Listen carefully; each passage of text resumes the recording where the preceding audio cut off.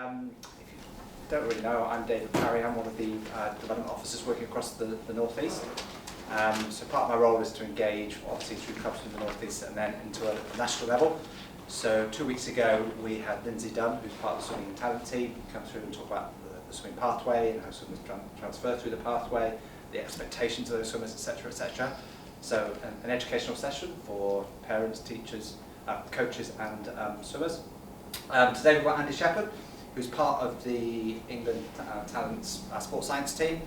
And obviously the subject is nutrition, so I'm pleased you brought yourselves and your food along for Andy to talk about, which is always adds a bit of flavour to the room, literally. Oh, more people coming? Come on in. So the session, before I forget, is being filmed. I hope no one objects to that.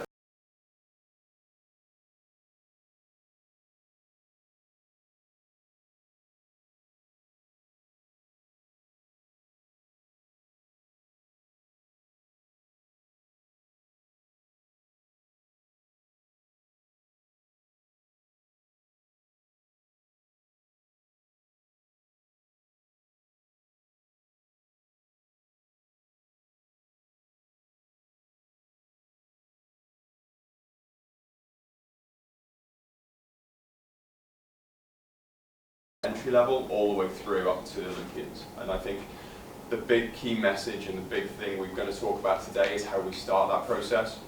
I'm really keen on making sure it's as interactive as we can make it. If you have questions, I would rather we answered those than covered the slides. And with that in mind, I'm conscious we've allocated an hour. Delivery is probably going to be around 35 or 40 minutes, so we've got plenty of time before the afternoon session. But if there are things that come up or are things that you do want to ask related to what we're talking about or unrelated, please feel free to ask them. I'm going to try and make it as practical.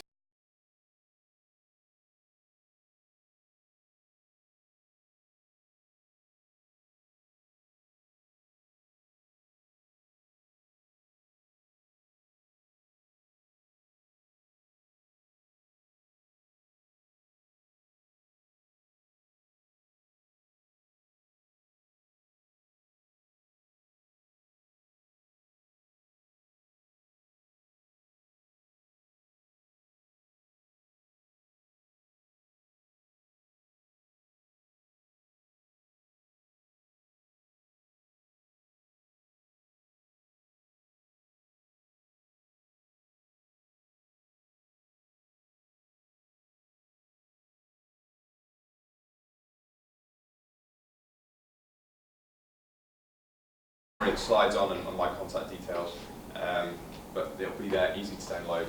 You can take a picture at the end, it'll be on the last slide as well. In terms of how we talk about nutrition, we often talk about it in terms of pyramids and plates and that kind of thing. I think this is one example of that. So in this instance, we're talking about how we build an athlete's diet, and I think sometimes we try and worry too much about the top end level of this with the supplements. I think the biggest reason for that and the danger right now is that they have billion-dollar marketing budgets and they can push that messaging quite well. I think the key we have to make sure we continue to hit is that energy balance, macronutrients, so carbs, proteins and fats, and then vitamins and minerals that come from our micronutrients are always going to be the main building blocks. We can supplement with certain different bits and pieces and we might be lucky and get 1% advantage, or they might be 1% more convenient versus their actual real food counterpart. If we're not eating oily fish, we're not eating vegetables, we might be losing 15–20% on health and performance. We would rather they hit the building blocks than worried about the tiny supplements. Certainly with that messaging in mind, both with UKAD, SENR and then also the Swim England message is certainly trying to make sure we avoid supplements at under 16 age unless prescribed by a doctor or a medical physician. And then 16 to 18 and above, it's looking at that relationship between a sports nutritionist, a GP, doctor, sports kind team, and the athletes and parents, and having a justified reason rather than just going down the shop and buying something that they think is useful or that we think might help create a miracle performance. And so we always start with this process of energy balance. Now, nutrient timing is often termed as performance nutrition or nutrition support. It's looking at the idea of if we've got a normal 3-meal or 3-meal, 3-snack kind of balanced day, the nutrient timing performance nutrition side of things is where we add on the pre and post training snack, or on a day like today, the race lead-in snacking and meal process in terms of the 2 to 4 hour, kind of 1 to 2 hour meal kind of structure. So we would always add that on as a secondary phase once we've hit good quality nutrition. This is something that's come out relatively recently. The predecessor to the Red S model was the female athlete triad. Some people will be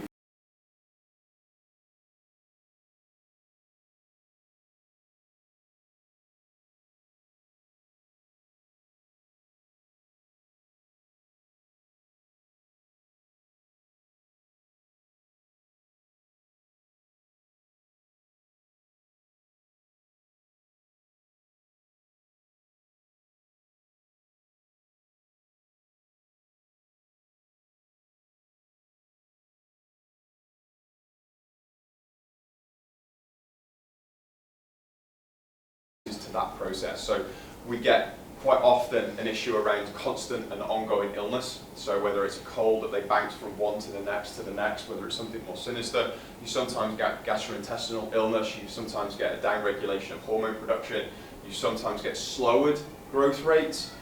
Usually we'd see that under the peak height velocity kind of curves.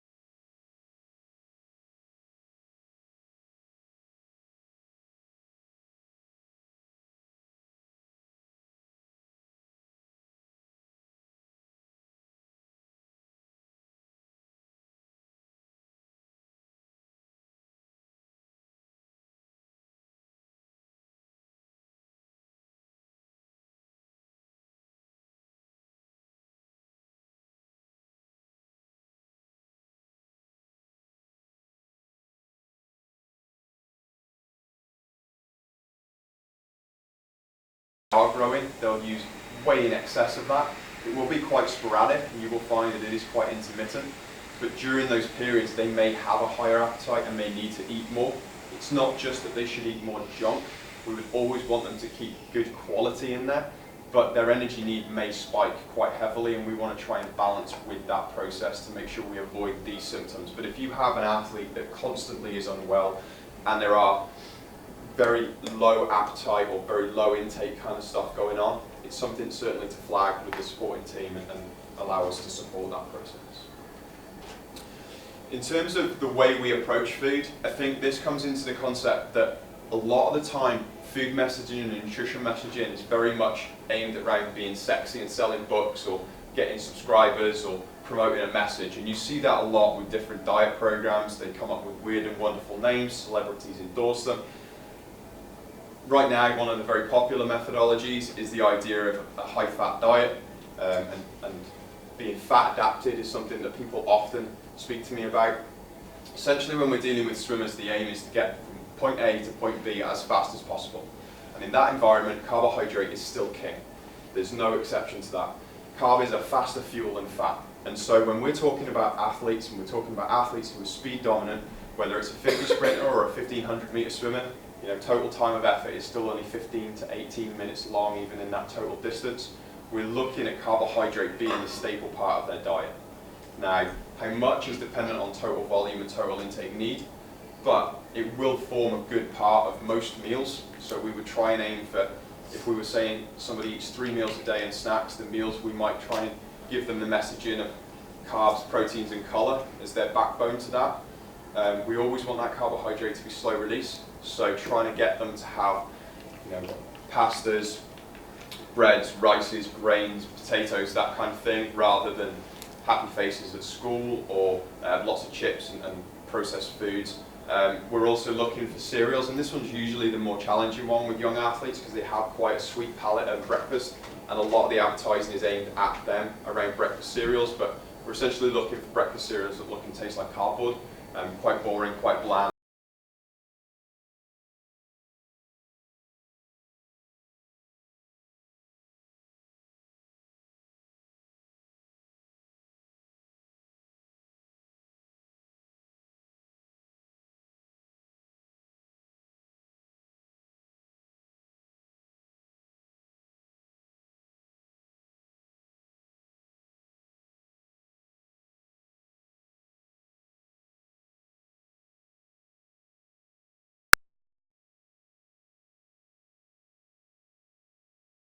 You go with bran flakes kind of option, maybe a shredded wheat, that style of breakfast cereal.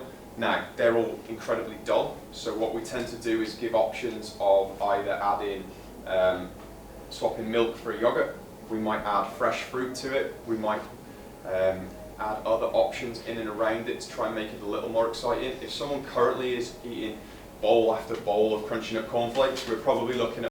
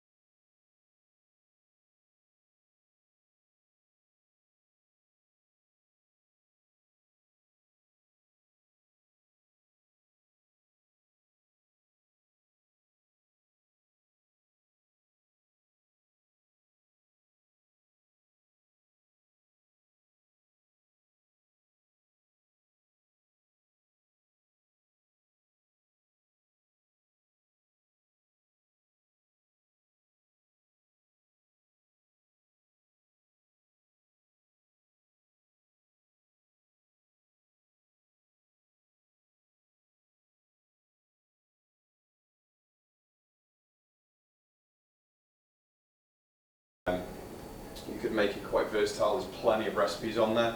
They might go down the eggs and toast option or the beans and toast option if they want to. They might go down the cream cheese and bagel option. They might want to do like more of a frittata kind of baked omelette kind of mix, which could be put in the fridge and eat. We don't have to get stuck on breakfast cereal, even though the messaging has been for so many years that breakfast is our only option and cereal is our only option at that time.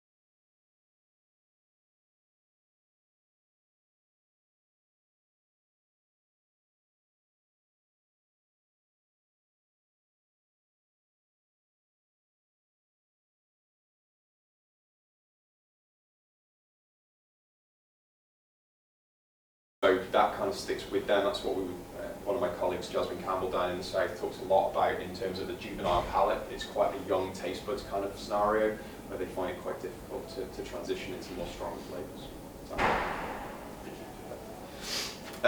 However, after carbohydrates, we always look at the idea that we have to have balance, we have to have good health. Protein is obviously an incredibly integral part of that.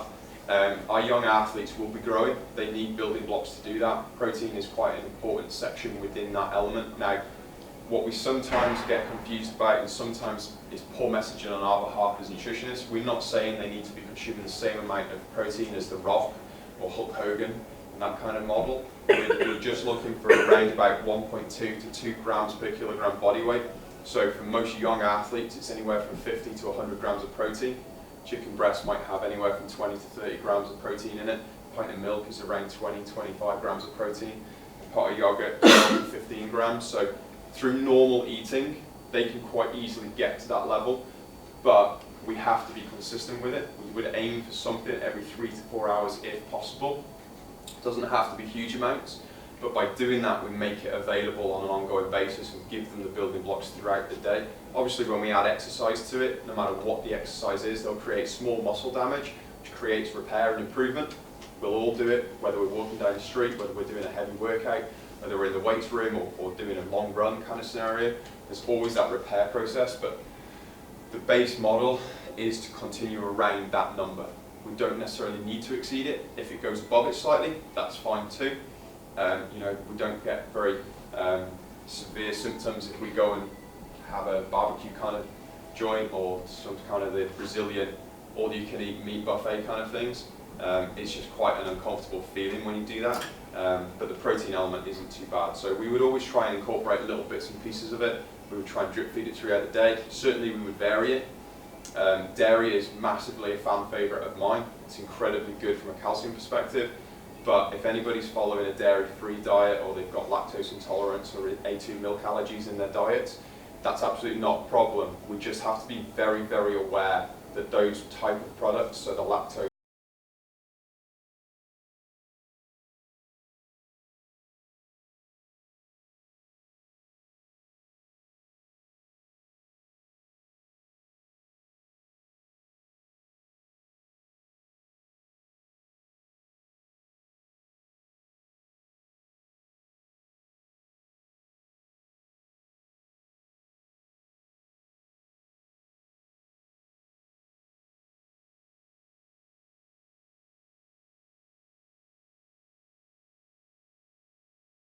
go dairy-free, or it may well be that someone just finds that they're a massive fan of smoothies after training, which we'll come on to in a little bit.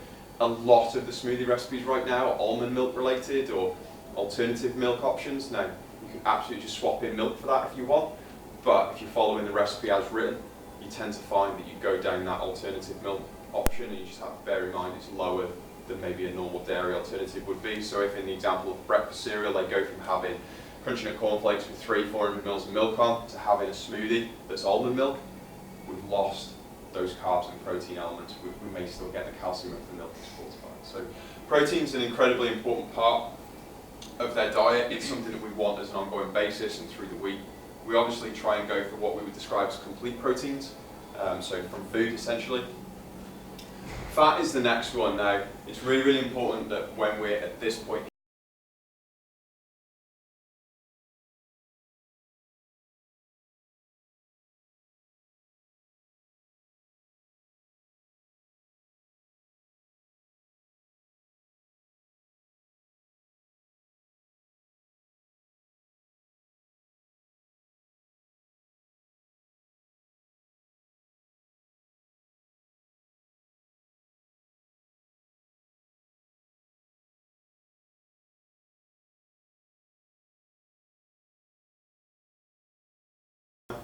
but fat is an integral part of what we do as athletes. It's important for hormone production, it's important for an energy source, it's important for overall health and immune function. We cannot do without it as athletes. So generally we would aim for around a minimum of 1 gram per kilogram body weight per day. Again, it's not an extremely high number, but it is incorporated within it. Again, if they're over that, it's not a problem. But we just watch out for going down very, very processed elements of this and just try not to exclude it. So, for example, at breakfast, again, while we're on that kind of rhythm of talking about breakfast, if you currently have skimmed milk, I have no problem with it. Just bear in mind it's very low fat compared to a full fat milk. I don't really have an issue in terms of it. Whichever way you want to go would be fine. If you were swapping that for a yogurt, I would try and encourage a whole milk yogurt or a Greek yogurt rather than a low-fat yogurt option. Fat is incredibly healthy, incredibly helpful, and will help them through the day through various different formats. The last one is fruits, veggies, and salad. I think this is one that we miss a lot of the time in swimmers, particularly those that are keen for carbohydrate tend to overload on it. And they forget that the building blocks of turning those carbs, proteins and fats into energy or into new cells or into bone or into hormones, it requires the vitamins and minerals that those fruits, veggies and salads provide. Now, if they don't enjoy salad, that's fine, they can get it from vegetables and they can get it from fruits. If they don't enjoy fruit, then they can get it from salads and veggies. What they can't do is sit there and say that they'll never try anything ever again. They've got to try them on a regular basis because their palates will change. So incorporating lots of different options, mixing bits and pieces into a bolognese is always really useful. You can put a pinch of frozen spinach into a fruit smoothie, and most of the time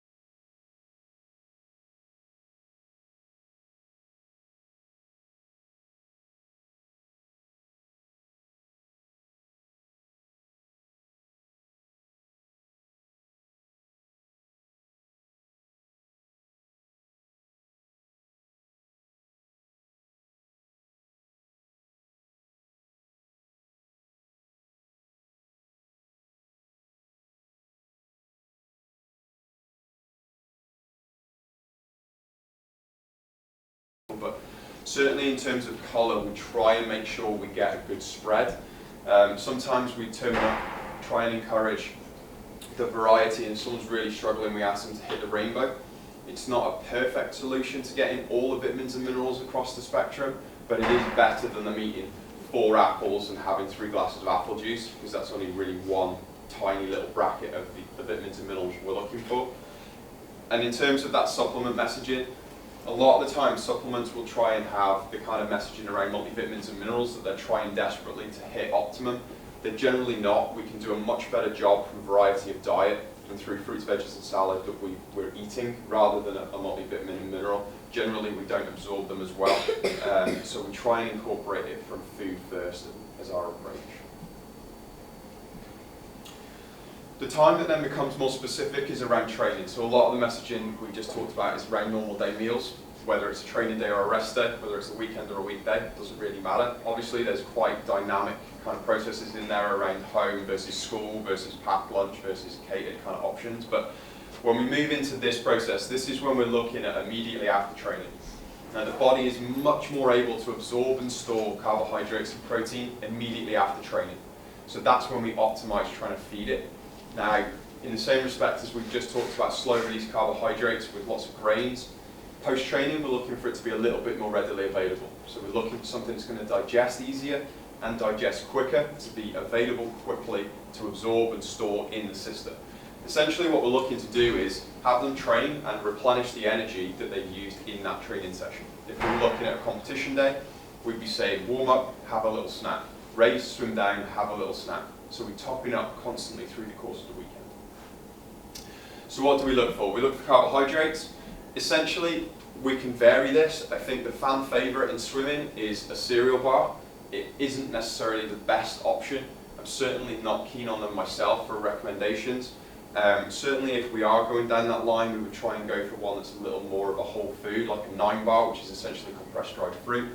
But I think as our athletes should really be encouraged all the time to think about new, different options, whether it's fruits, whether it's flat.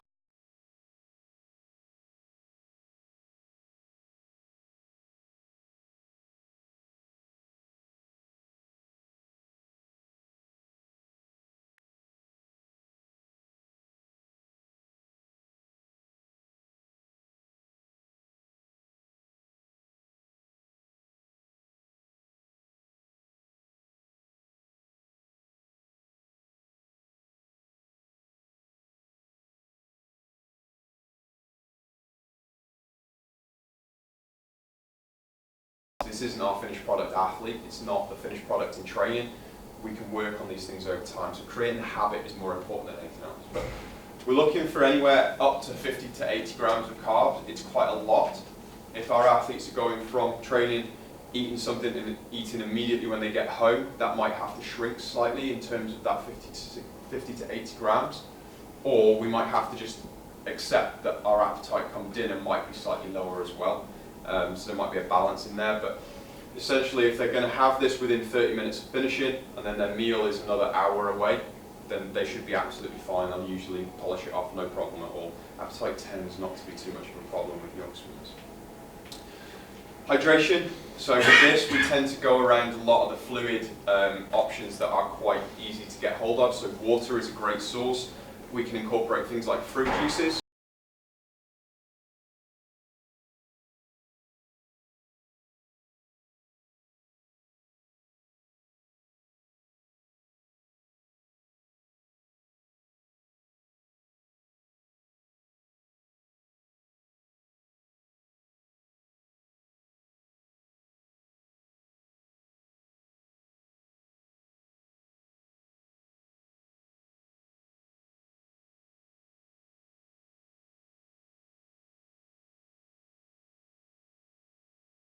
Bit of rehydration, better so than a lot of sports drinks and better so than water on its own.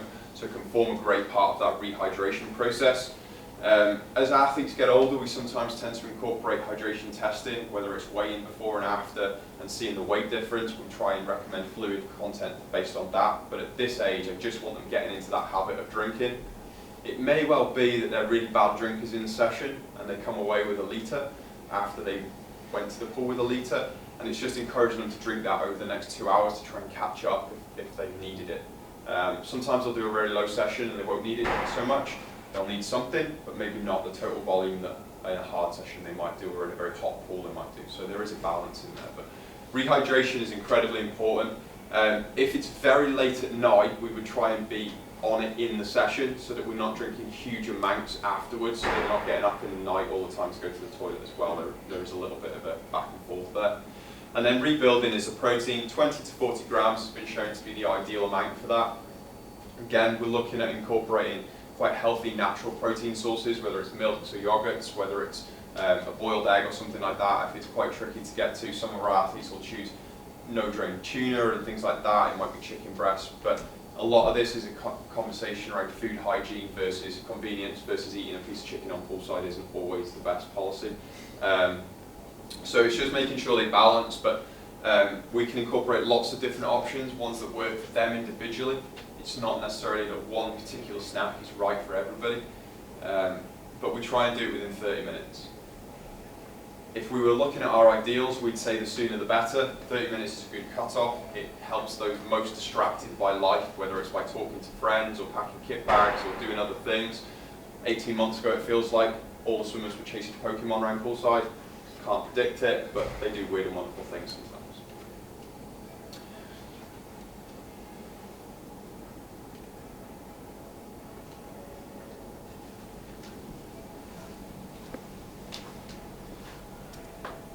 Okay, so in terms of portion sizing, this might be the way we would go with it. So trying to make sure that it's in terms that they talk about during meal times, but then also in the recovery snack options. So 3 bananas is around about that snack, 60 to 70 grams of carbs. And then on the other side, our protein sources. So when we're talking meat, we tend to talk around the palm-sized thickness and size on a flat hand. In terms of the skiers, the milks, and that egg kind of model, it's slightly different. Skyr is slightly thicker than natural yogurt, so you tend to need a little more of it. Greek yogurt, again, is slightly more dense, and so you need a little less of that. But they tend to be quite interchangeable. And this is tofu rather than cheese, which is an acquired taste in and of itself. I mentioned this a couple of times. Smoothies for me are an incredibly convenient and easy option. It's also a great way of getting colour in. Generally what we find is a lot of smoothie recommendations come with recommendations for really expensive blenders.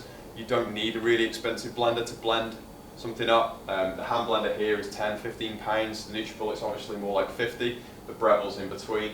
Other brands are available, of course. But you can incorporate lots of colour. You can mix in additional carbohydrates or you can lose them. You can add in extra protein. You can add in healthier sources of fat. So it's very much dependent on what they like and what they taste.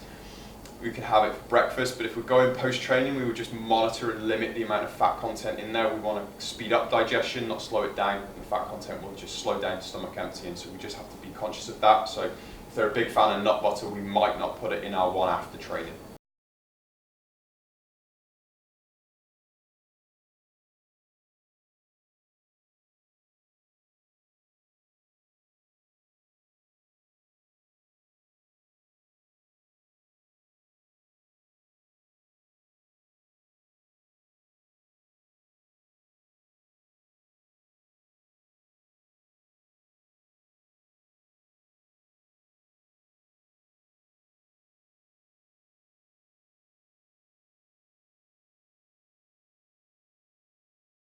You want to, depends on how powerful your blender is at that point.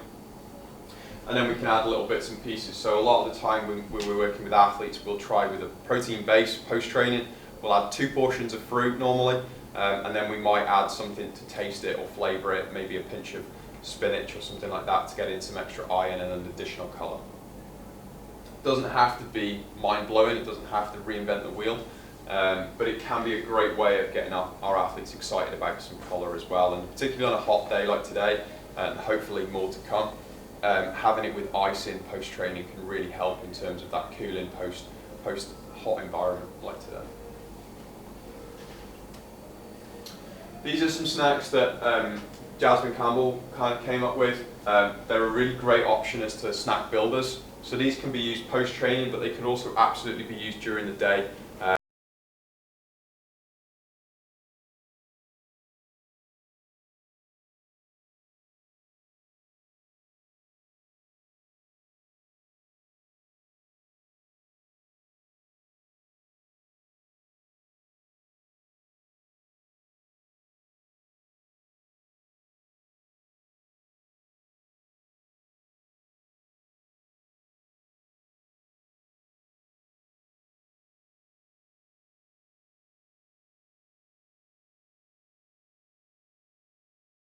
not necessarily looking at low calorie versus high calorie here, just looking at ideas more than anything else.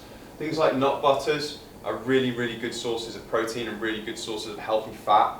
Just watch out when you're buying them, try and go for the ones that have a higher proportion of nuts in, that don't have a lot of emulsifiers in, and try and avoid palm oil wherever you can. Essentially, if your peanut butter never splits, it's probably got quite a lot of additives in it. It should split into the oil section and the nut butter section, and you just need to give it a stir and recombine it. Sometimes people think that it's gone off if that happens. It absolutely hasn't. It's good to go. You just need to give it a stir. Easy bake bars, again, it's more like a flapjack kind of thing. Combining ingredients, pop it in the oven, good to go. There are some really easy, simple flapjack recipes online. Again, for great snacks both during the day and post-training. They can get involved in the kitchen on Sunday afternoon if they've got half an hour, 20 minutes break from studying at this time of year, maybe some exam distraction, to try and get them involved, and they can incorporate whatever they want. Obviously, we've mentioned nuts quite a lot on here. If you have a nut allergy in your club or school, these would not be recommended for that process. And overnight oats, I think a lot of people feel like overnight oats tend to be just oats and milk. That's pretty dull and is a struggle for the best of us to try and eat. Loads and loads of added extras and colours and other ingredients can be incorporated within here. If anybody is interested, or they think their swimmers might use it quite easily early morning, particularly on the way into an early morning session, grab and go out the fridge or pop it in the microwave for a minute. There's actually some really good starter recipes on like Quaker Oats website. Obviously they have a vested interest in people eating porridge oats, but it's a good starting place. We've covered this one already. This is just that idea of regular protein snacks. In terms of the messaging today, we've been pretty consistent with it, but spread protein through the day. Really important for growth, really important for recovery. It continues to be important into later life, but right now their need is quite high, so we try and incorporate that with it.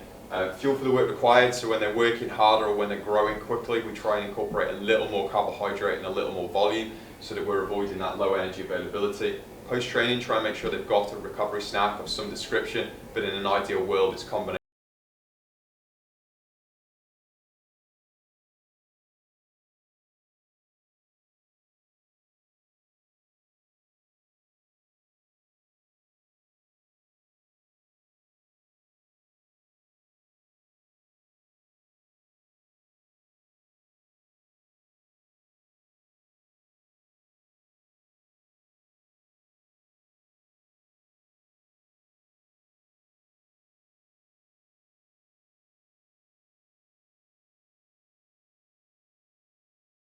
Starts just doing shakes and things like that. Okay. She's also celiac, which kind of reduces the carbohydrates she can actually choose from. Okay. Are there any things that she should be eating more to try and reduce that kind of energy problem she's got in training?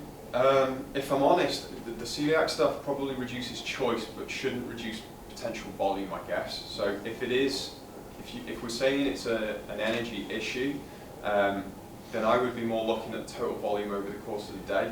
If it's quite acute in the session, I'd actually consider maybe exploring it a little bit more in terms of other practitioners coming involved. If we're saying it's every single session as well, are we? Yeah, it's usually like an hour into a 2-hour set. So she normally gets out, has something to eat, and it kind of calms down and then she'll get back in. I actually probably recommend maybe seeing another practitioner, maybe a dietitian through the NHS, or possibly even just going back to the doctors and getting a second opinion. If it's happened every session, I think it's unusual. Normally we would find that athletes on lower level sessions would find they'd be fine, and higher level they might run out of energy a little later on. If it's total energy, it'd surprise me if it is every single time. Normally we would just incorporate more carbohydrate around food. We may well find that we'd incorporate a split of fruit juice and water as in the drinks bottle, or go for a barley water kind of option with a little more carbohydrates. But in terms of the regularity that you're kind of describing, I don't think that would help necessarily, or it might just push it further back. But my nervousness would just be around making the wrong recommendation with that. So I'd start off with slightly more detailed investigation. She has some nutritionists, so we could. Yeah, perfect. A nutritionist, dietitian, or well, she got referred to a nutrition as she was diagnosed celiac. I think for me, I would stick within that protocol. They're obviously aware of her and her kind of processes, and try and engage with that and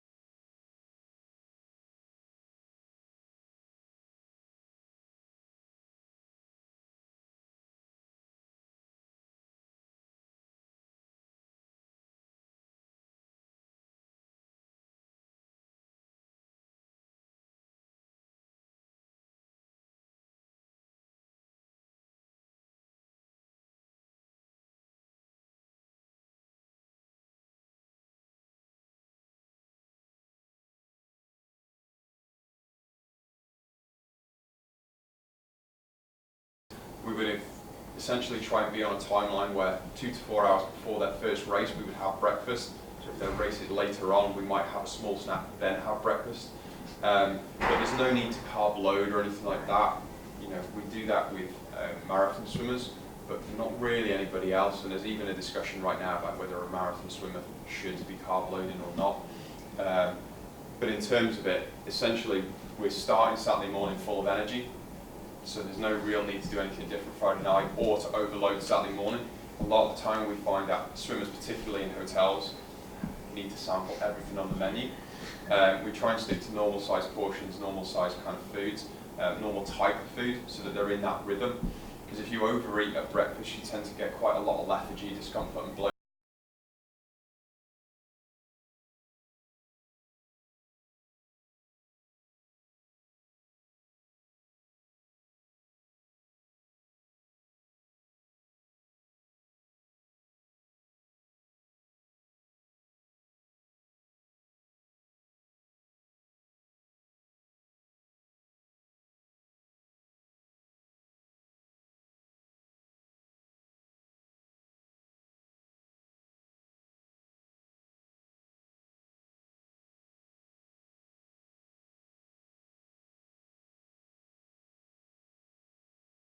In terms of size, it might be a little smaller, it might be predominantly carbohydrate at times and carb and protein at others, depending on when they're next going to be getting in the pool, because if they have lots of milk or lots of yogurt, they might feel a little sick. That's not something we want going into a race, for various reasons. But if they swim and swim down and then they have another snack, then they're refueling as they go.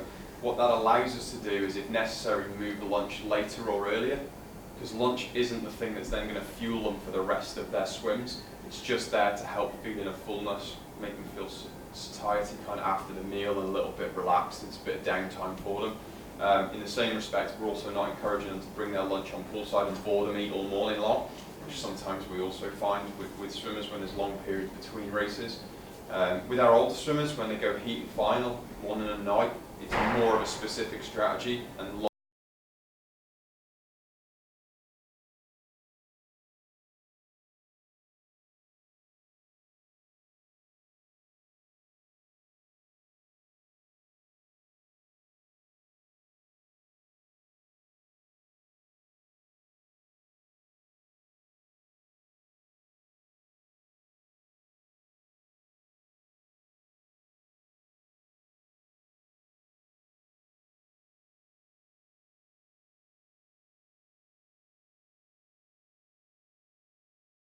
with a little bit of jamming or something like that. You might go for some compote or some fruit that you put in the night before. You can put frozen fruit in the microwave and heat it for a minute. It kind of goes quite mushy and kind of nice and syrupy a little bit at times. You can add a little honey to it. But they may not enjoy that. But it's that kind of size. It doesn't have to be huge. If food is a challenge, which it probably is for around 40% of swimmers when they first start their career, we can go with fluid options. And if like heavy fluids are challenging, we start with water and just a regular glass, and just do water until they're comfortable with it, and then we'll swap it for milk or fruit juice. Generally they tend to go one way or the other. Either the milk makes them feel a little sick and gives them a little catarrh kind of scenario, a bit unwell as they get in the pool, so we'll go fruit juice. Fruit juice sometimes gives heartburn and acid reflux kind of scenario, so we tend to balance it around then.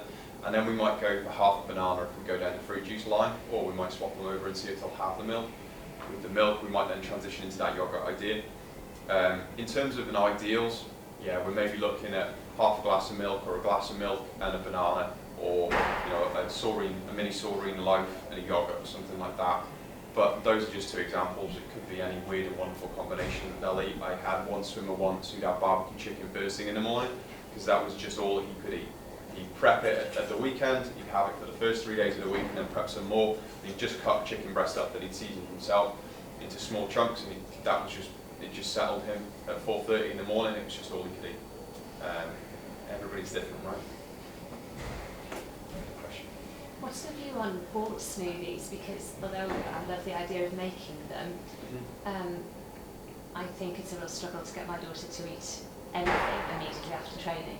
And so she's effectively often missing a full meal because she has a snack before she goes. and then after training she's almost past it. So although we encourage her to eat something, it's a real struggle to get her to have anything immediately after training, because then that's the evening meal gone completely. Okay. So I can't make smoothies every morning with work and 3 kids and Sure. training. Absolutely. Are bought smoothies really as bad as led to? They really do depend on the manufacturer. Essentially, we're looking for the same thing as we would with the nut butters. We're looking to reduce additives, preservatives, and we're looking to reduce any kind of certainly added sugars and things like that. All smoothies will be high in sugar because they have fruit in. Often they have milk in as well, or some sort of dairy solution. So they're going to be high in carbs and high in sugar. What we have to do is contrast the breakdown of the nutrients against the ingredient list.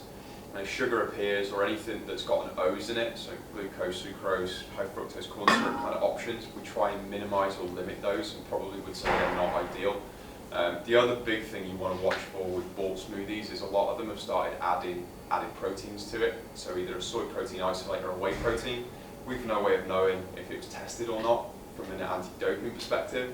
So just the same as we wouldn't recommend they go out and take a protein shake, we can't make that recommendation. And that's the same for the cereal bars with protein in there. They've all gone down the same kind of line of adding protein to foods. It's not geared at this athlete population, it's geared at people who are dealing with sarcopenia in the older population, because they're showing that additional protein in their diets can help, but everybody's kind of jumped on the bandwagon. So with smoothies that are bought, there are some ones that are absolutely fine. There are some very good ones. Usually price point is somewhere in the middle. You're not going to find the cheapest one on the shelf unless it's on offer is the best one. But also it's not necessarily dictated by the fact that the most expensive one is. I would have a look and see. Usually the go-tos are around the kind of same aisle where the Innocents, Nakeds, the Tesco zone or Sainsbury's zone sit, and they'll all kind of be rowed up together. You can probably have a good look and see. But there's a number of options in and around it, and yeah, absolutely give it a try and see how you go. Just the only other note on the competition stuff, I know it's me being a bit of a miserable old miser, a little bit when it comes to it, but what I would always try and encourage is that on the night between one race and the next, and then also at the end of the meet, we're not rewarding or treating with food. I know it's hard, I know sometimes it's tradition and culture, that you do really, really well and you go out and have a bang-up treat meal. I would try and slide it further down in the week or have it during the week rather than on the night of the competition. I think we're just trying to make sure food isn't associated to good feelings or bad feelings, as well in terms of just general long-term overall health and well-being. I know that's maybe me being a little over-cautious and a little over-cynical, but that's the other thing in terms of the messaging that we try and incorporate within our programs and our athletes as well, is that, you know, make sure you've had a really heavy day, a really hard day. Let's do a great job of making sure you're well and healthy and refueled, because you've got to go back to school or normal life in the week, and we'll plan something during the week and we'll have a nice kind of meal or family meal or something like that that you all enjoy. In this age group, a lot of swimmers suffer with sort of a performance plateau, Yep. which you probably heard over the years. Is there anything diet-wise that can improve that position, or is it just simply the physical development they're going through at that time means that they're not going to improve, and there's very little you can do about it? Yeah, I think it depends the athletes we're talking about. I think if an athlete has a lot of building blocks we're talking about today, there is no one thing in nutrition that's going to revolutionise their swimming and push them forward. In the same respect, a lot of the group that have that plateau are dealing with the idea of either peak height velocity, so real rapid growth, or they're going through adolescence in our female population and have other issues that are going on in and around, starting a menstrual cycle, or they're having a body shape change, or they're dealing with social pressure at school, or there's lots of other things. If they're in those type of scenarios in terms of that population that going through adolescence, and it happens to our boys later on as well, then sometimes there is a nutritional message, but it tends to be around the idea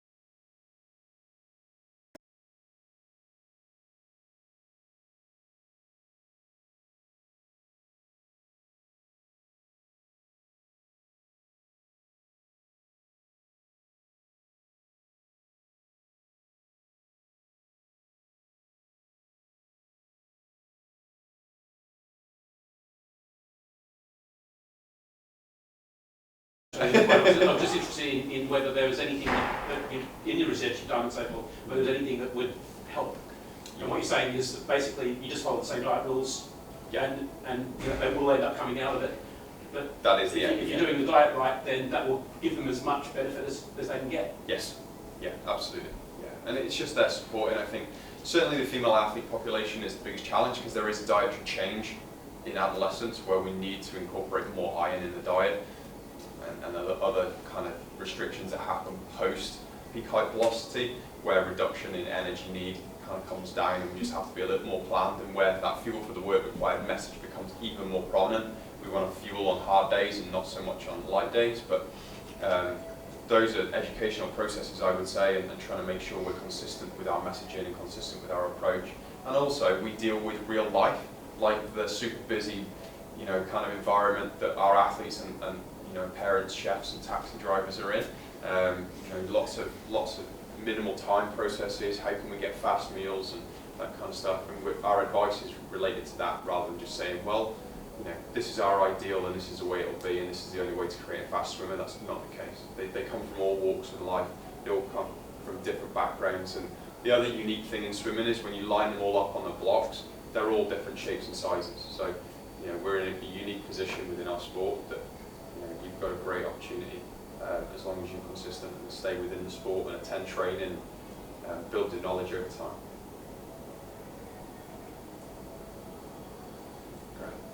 Well, thank you very much for giving up your lunch break. Like I said, the presentation will be up there for probably a month, so feel free to download whatever you like. And thank you very much. Enjoy the rest of your day. Thank you. Thank you.